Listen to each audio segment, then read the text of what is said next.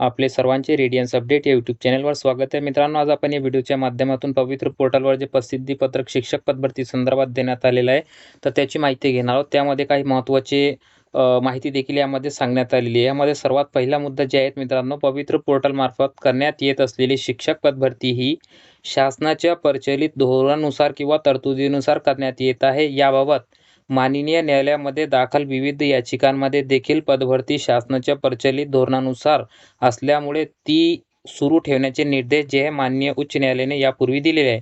2 नंबरचा मुद्द्यामध्ये सांगण्यात आलेलं आहे की पात्र अभियोग्यताधारकांनी जे पवित्र पोर्टलवर मुलाखतीशिवाय व मुलाखतीसह अशा 2 प्रकारांपैकी कोणत्याही एका प्रकाराचे प्राधान्यक्रम लॉक केले असतील तर उमेदवार पदभरतीसाठी त्या लॉक केलेल्या प्राधान्यक्रमासाठी विचारात घेतलं जाईल. म्हणजेच मित्रांनो, एका उमेदवाराने इथे मुलाखतीशिवाय जर पर्याय निवडला असेल तर त्यासाठीच विचार केला जाणार आहेत आणि एखाद्या उमेदवाराने मुलाखतीसहचा पर्याय निवडला असेल तर त्याचा मुलाखतीसहसाठीच विचार केला जाणार आहे. जर उमेदवाराने दोन्ही प्रकारचे पसंतीक्रम दिले असतील तर दोन्ही पदभरतीसाठी त्यांचा विचार इथे केला जाणार आहे, असे स्पष्ट त्यांनी इथे केलेलं आहे. तर काही उमेदवार याबाबत जे आहे त्यांना विचारणा करत होते की सर, आम्ही मुलाखतीशिवाय केलेलं आहे परंतु मुलाखतीसह केलेलं नाही, तर आम्ही प्रक्रियेमध्ये राहणार की नाही, की दोन्ही जे आहेत इथे कंपल्सरी आहे. तर मित्रांनो, जे तुम्ही दिले असेल त्यासाठी तुम्ही प्राधान्यक्रमाचा विचार केला जाणार आहे.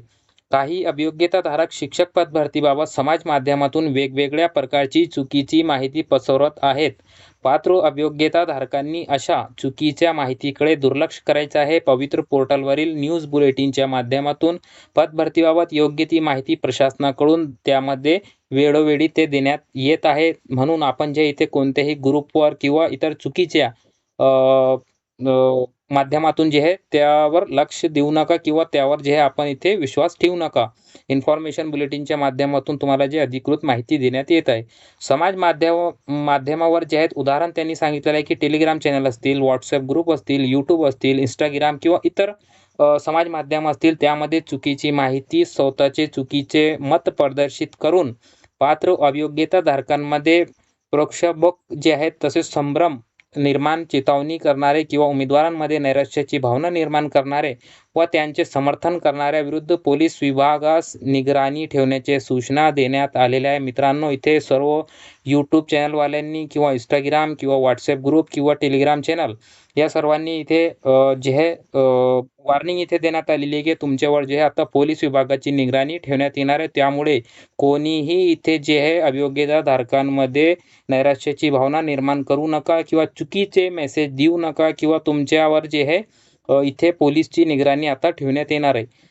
त्यानंतर पवित्र पोर्टलमार्फत होत असलेल्या शिक्षक पदभरती पारदर्शी पद्धतीने करण्यात येत आहे. सदरची पदभरती भविष्यात होऊ घातलेल्या सन 2024 मधील लोकसभेच्या निवडणुकीपूर्वी करण्याचा प्रशासन कसोशीने प्रयत्न करीत आहे. तर त्यामुळे मित्रांनो, आपल्याला इथे काळजी करण्याचा प्रश्न नाही, कारण स्वतः शिक्षण कार्यालय असतील किंवा शिक्षण खातं असेल, सर्व त्यांचे प्रयत्न करत आहे आणि 2024ची आचारसंहितेची निवडणुकीपूर्वी त्यांचा पदभरती करण्याचा इथे प्रयत्न आहेत. काही अपरिहार्य कारणास्तव सदरची पदभरती लोकसभा निवडणुकीपूर्वी पूर्ण न झाल्यास प्रचलित कार्यपद्धतीनुसार ती पुढे पूर्ण करण्यात येईल. यास्तव पात्र अभियोग्यताधारकांनी याबाबत अनावश्यक चिंता सध्या करू नये किंवा कोणत्याही जे आहे अधिकृत नसलेल्या चॅनलशिवाय जे आहे जास्त आपण इथे लक्ष देऊ नका. त्यानंतर इथे त्यांनी पुढे सांगितलेलं आहे आजच्या बुलेटिनमध्ये, शासन निर्णय दिनांक 10/11/2022 मध्ये नमूद केल्यानुसार शिक्षक पदभरती विविध टप्प्यांमध्ये होत आहे. सध्या दिनांक 16 ऑक्टोबर 2023 ते 12 जानेवारी 2024 या कालावधीमध्ये पवित्र पोर्टलवर आलेल्या जाहिरातीच्या अनुषंगाने पहिल्या टप्प्याची कारवाई सुरू आहे. त्यानंतर टप्प्याटप्प्याने जाहिराती 10/11/2022च्या GR नुसार येतच राहतील.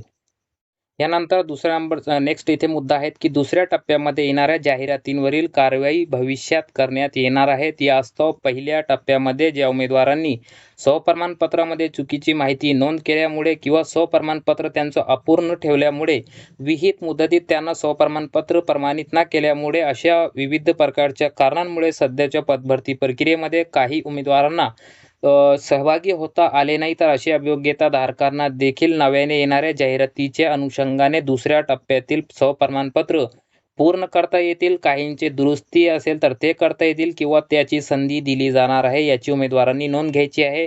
ज्या काही कारणांमुळे त्यांची हे राहिली असेल तर त्याकडे त्यांना जे आहे ते पूर्ण करता येणार आहे. आता अभियोग्यताधारकांनी eju2022@gmail.com या मदत कक्षाच्या ईमेलवर एकाच प्रकारचा मेल जे आहे वारंवार अथवा एकाच विषयाचा ईमेल जे आहे इथे अनेक अभियोग्यताधारक करतात. कारण मित्रांनो सध्या काय झालेलं आहे की प्रशासनाकडे आपल्याला काही माहिती द्यायची असेल किंवा काही मत आपला मांडायचं असेल किंवा मुद्दा त्यांना लक्षात आणून द्यायचा असेल तर एक उमेदवार इथे एक मेसेज टाईप करतो आणि सगळ्या ग्रुपवर व्हायरल करून ते सर्वांना हजारोंच्या संख्येनं ईमेल करण्यास जे सांगतो. तर त्यामुळे मित्रांनो असे तुम्ही कोणतेही कृत्य करू नका जेणेकरून प्रशासनाला इथे त्रास होईल. तर त्यांनी ते सांगितलेलं आहे की असे अनेक अभियोग्यताधारक एकसारखा मेसेज करतात. यामुळे अभियोग्यताधारकांना योग्य वेळी मदत करता येत नाही. तुमच्यामुळे जे काही अभियोग्यताधारकांना जे इथे त्यांना रिप्लाय करता येत नाही. अभियोग्यताधारकांचे सर्वसाधारण मुद्दे असल्यास तसे कळवावे जेणेकरून त्याचा न्यूज बुलेटिनच्या माध्यमातून आवश्यक ती कारवाई करता येईल. तर मित्रांनो तुम्ही वारंवार एकच ईमेल हजारोंच्या संख्येने करू नका. इथे विनाकारण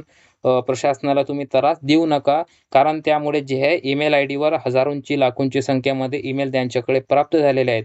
आता स्वप्रमाणपत्र पूर्ण करण्याच्या कालावधीमध्ये तसेच प्राधान्यक्रम लॉक करण्याच्या कालावधीमध्ये मदतीची आवश्यकता असल्याने परिस्थितीनुरूप विविध समाज माध्यमांवर असलेल्या संदेशास योग्य तो प्रतिसाद देण्यात आलेला आहे असं त्यांचं म्हणणं आहे. तथापि आता अभियोग्यताधारकांच्या स्तरावरील कारवाई पूर्ण झाल्यामुळे वैयक्तिक स्वरूपाचे संदेश तुम्ही कोणत्याही अधिकाऱ्यांना किंवा कोणत्याही प्रशासनातील कर्मचाऱ्यांना तुम्ही असे पाठवू नका. अशा संदेशांची दखल घेतली जाणार नाही. त्यामुळे मित्रांनो आयुक्त साहेब असतील किंवा इतर कोणतेही अधिकारी असतील, प्रशासन अधिकारी असतील, तुम्ही कोणालाही इथे कॉल मेसेज करू नका. कारण आता आपलं काम संपलेलं आहे.